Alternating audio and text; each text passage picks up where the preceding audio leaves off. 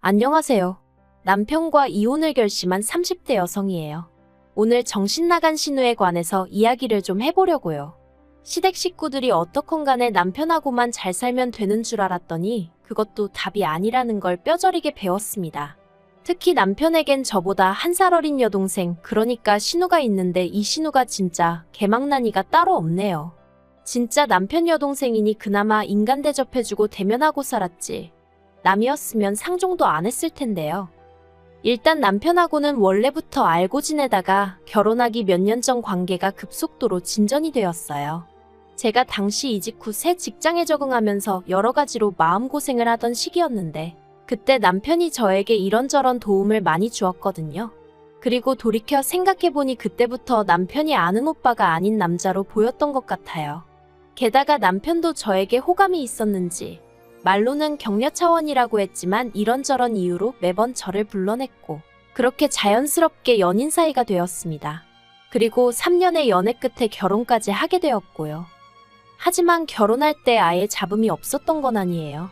알고 보니 시부모님께는 남편조차 모르고 있던 빚이 있었고 그렇다 보니 재정적인 면에선 어떠한 도움도 기대할 수 없는 상황이었죠.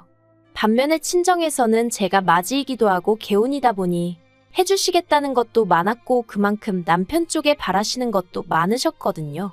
그래서 처음 친정의 시댁 상황을 털어놓았을 땐 솔직히 친정 부모님이 많이 답답해 하셨어요. 이 결혼 꼭 해야겠냐 하시며 결혼이란 게 사랑만으로 되는 게 아니라며 저더러 다른 사람들이 다 야가 빠져서 이런저런 계산을 하고 결혼을 하는 게 아니라는 말씀도 해주셨고요. 하지만 그때 전 눈에 콩깍지가 씌어도 단단히 씌어 있었고 원래 사람이 하지 말라면 더 하고 싶어지잖아요. 정말이지 도저히 남편과 헤어질 자신이 없었습니다. 그리고 남편이란 사람 하나만 두고 말하자면 적어도 그때 당시엔 저에겐 좋은 사람이었거든요. 그래서 제가 정말 열심히 친정부모님을 설득했어요. 돈은 살면서 착실히 모아가면 되지 않겠냐고, 능력도 있고 인성도 좋은 사람이라고.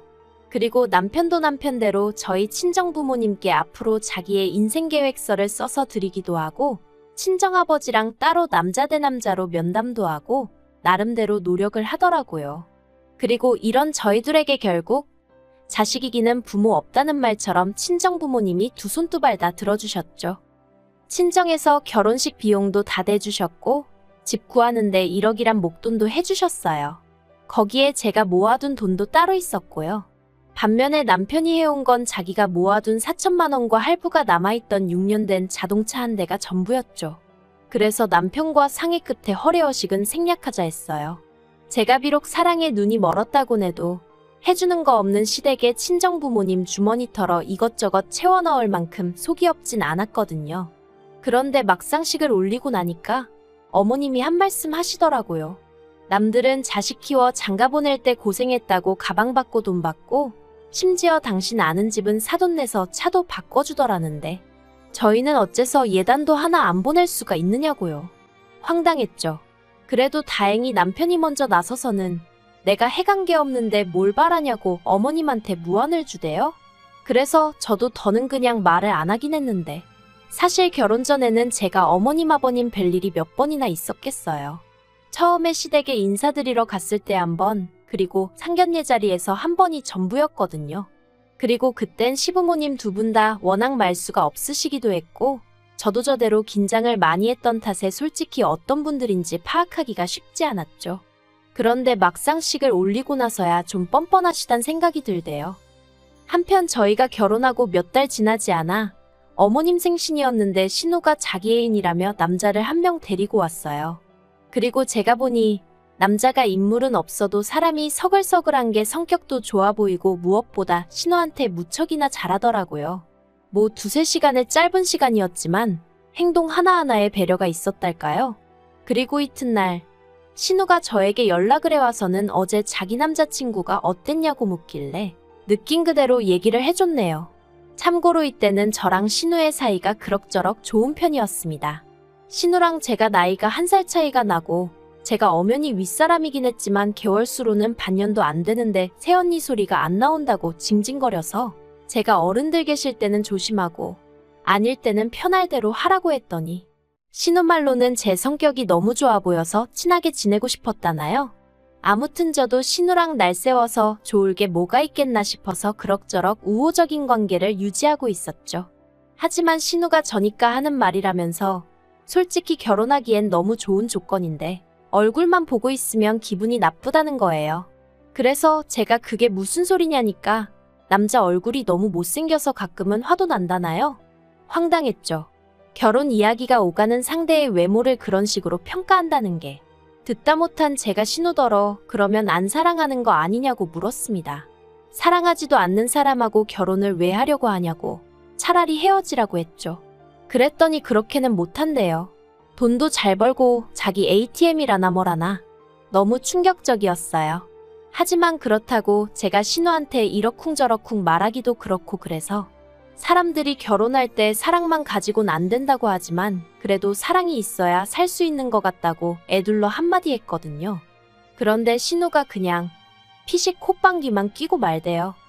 그리고 결국 그 둘은 그해 결혼을 했습니다. 남들이 부러워할 만한 결혼식이었고 남자 쪽에서 비용도 다 냈다고 들었어요.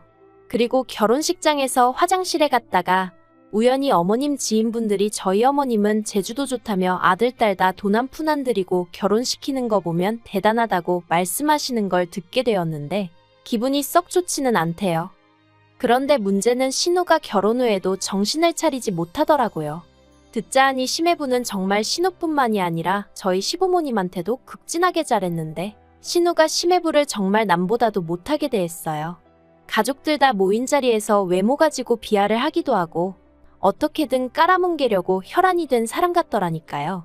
오죽하면 어머님도 신우한테 제발 작작 좀 하라고 한마디 하셨을 정도였죠.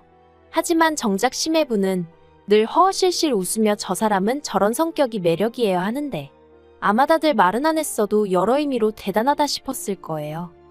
그런데 신우가 기어이 사고를 쳤습니다. 결혼하고 얼마 되지 않았을 때였는데 그날따라 신우가 쇼핑하고 싶다고 하도 노래를 해대서 같이 백화점에 가줬거든요. 시매부가 카드를 줬다며 가방을 사네 뭐를 사네 하는데 누가 신우한테 아는 체를 하는 거예요. 그러더니 신우도 이내 그쪽을 알아보고는 어머어머하더니 대학 동문이랍니다. 대학교 때 친하게 지내던 선배라나요. 그리곤 보아하니 둘이 커피라도 한잔하러 가고 싶었는지 콕 집어 뭐라고 말할 순 없지만 저에게 눈치를 주는 것 같더라고요. 그래서 제가 나는 볼 일이 생각났다고 먼저 가야 할 것 같다고 했어요.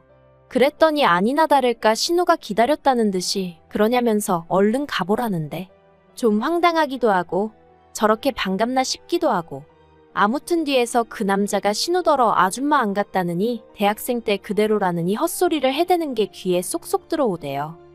그런데 그때 제가 자리를 비켜준 게 화근이었을까요?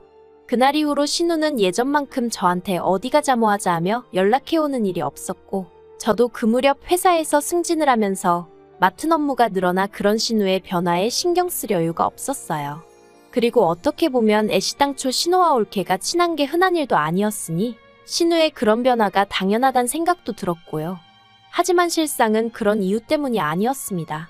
알고 보니 신우가 계속해서 그 선배와 만남을 갖고 있었고 그래서 제가 굳이 필요치 않았던 거였죠. 신우의 위험한 불장난은 무려 1년 동안 계속되고 있었습니다. 그리고 제가 그 사실을 알게 된 건 정말 우연이었어요. 무슨 바람이 불었던 건지 그날따라 괜히 음식이 하고 싶어서는 아침부터 이것저것 뭘 많이 만들었거든요. 그런데 뭐에 홀린 듯이 음식을 하고 나서 보니까 저랑 남편 둘이 먹기엔 양이 너무 많더라고요. 그래서 어차피 시댁이나 신우네나 저희 집에서 그다지 멀지 않으니 조금씩 가져다 줘야겠다 싶었죠. 그리고 먼저 시댁에 전화를 거니 당연히 어머님 아버님은 좋다 하시대요.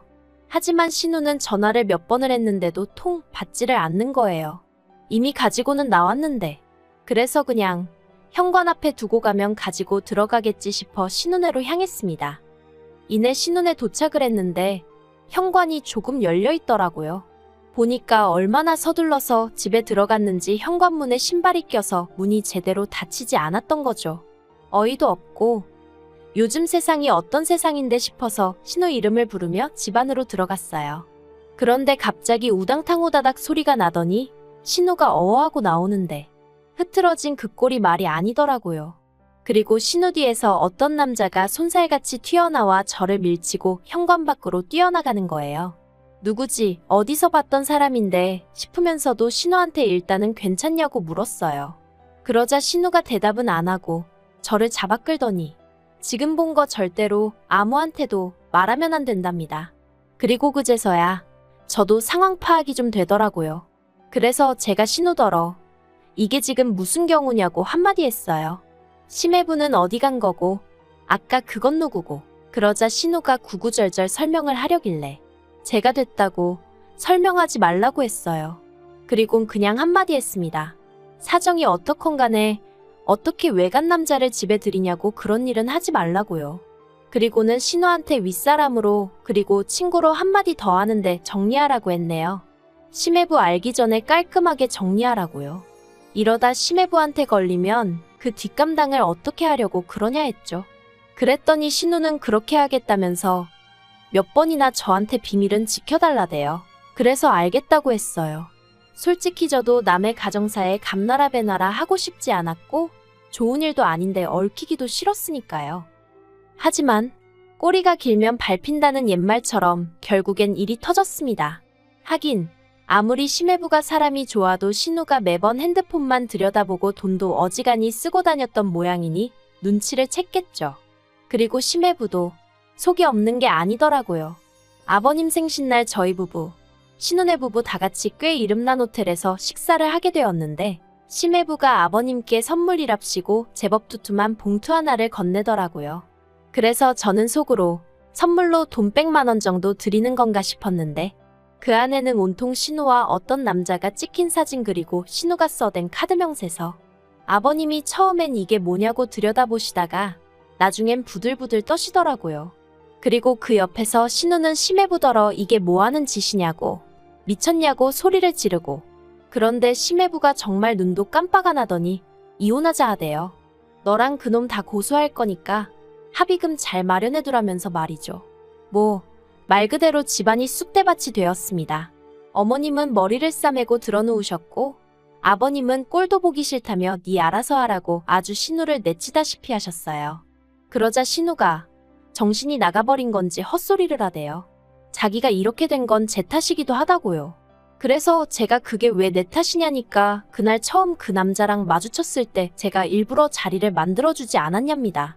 제가 자리를 비워서 자기가 그 남자한테 싫다 소리도 못하고 억지로 커피도 마시고 연락처도 줄 수밖에 없었다나요. 무슨 말도 안 되는 그런 억지가 어딨냐고 제가 소리를 질렀어요. 하지만 신우는 나오지도 않는 눈물을 쥐어짜내고 있지. 어머님은 어머님대로 저더러 윗사람이 돼서는 아주 바람나라고 고사를 지냈다며 화를 내시지. 어이없이 졸지에 제가 욕을 먹었다니까요. 그런데 그때 신우가 덧붙이기를 게다가 제가 신우가 실수하고 있는 걸 알면서도 적극적으로 말리지 않았답니다. 정말 제가 신우를 걱정하는 마음이 있었다면 때려서라도 말렸어야 하는 거 아니냐면서 한마디로 일이 이 지경이 된 건 자기가 이혼을 당하게 생긴 건 저 때문이라는 개소리를 해대더라니까요. 그런데 더 황당한 건 남편이 저더러 정말이냐고 묻는 거예요. 정말 자기 여동생이 바람피는 걸 알면서도 모른 척 했냐고요. 그래서 모른 척한 게 아니고 나는 신우를 말렸다다만 당신이나 시부모님께 내가 말하지 않았을 뿐이다. 왜 말을 안 했냐길래 아무리 가족이라고 해도 신우의 흠이고 신우의 가정사인데 내가 막말로 뭐라고 나서냐? 신우도 성인인데 알아서 정리를 해야 하는 거 아니냐고. 난 그래도 알아들을 만큼 얘기했고 까놓고 할 만큼 했다 했어요. 하지만 남편은 며칠 동안 저를 본체만 채 하더니 결국 한다는 말이 신우 말도 틀린 게 없다면서 앞으로 심해부가 고소하고 정말 위자료라도 물어주게 되면 우리가 절반은 내줘야겠다대요. 어이가 없어서 제가 남편더러 그따위 계산법이 어딨냐고 소리를 질렀습니다. 그리고 보아하니 네 동생이라고 뭐라도 해주고 싶어서 그러나 본데 그럼 차라리 우리가 먼저 이혼하자 했어요. 재산 나눠서 이혼하고 그 돈으로 네 동생 똥이나 닦아주면 되겠다고요. 그랬더니 남편이 저더러 말 그따위로 하지 말라면서 소리를 지르는데 제가 너나 말 똑바로 하라고 받아쳤죠. 지 동생 잘못을 어디 나한테 덤태기를 씌우려고 하는 건지 정말 다들 미쳤다 싶더라니까요. 그런데 며칠 지나서 제가 남편한테 협의 이혼하자고 다시 얘기를 꺼냈더니 한다는 말이 자긴 이혼하기 싫답니다. 그러면서 신우도 이혼당하게 생겼는데 우리까지 시부모님 속을 썩여야겠냐면서. 그리고는 그냥 저더러 어차피 한 가족이지 않냐면서 다 같이 힘을 합쳐 신우를 도와주자고 그러는데 미쳐도 단단히 미쳤구나 싶대요. 그래서 남편더러 피를 나눈 사람들끼리나 열심히 힘을 합치시라고 나는 이 똥물에서 발 빼야겠다 했죠. 그리고 바로 이튿날 변호사 만났고 결국 이혼 소송하기로 했어요. 진짜 지금도 이걸 쓰는데 분하고 열통이 터져서 손이 부들부들 떨린다니까요. 하긴 제 잘못이 맞긴 해요. 왜 진작 이런 집구석을 가족이랍시고 어떻게든 바로잡아 보려고 혼자 고민하고 애쓰고 그랬는지. 정말이지 양심이라곤 썩어빠진 당신들 엇보니까 더 이상 저한테 아무것도 바라지 않았으면 좋겠어요. 아, 그리고 심해부한테는 미안하다기보단 유감이라고 따로 연락은 했고 혹시 제가 도울 일이 있으면 돕겠다고 했네요. 진짜 별거지 같은, 그저 하루빨리 자유의 몸이 되고 싶을 뿐이에요.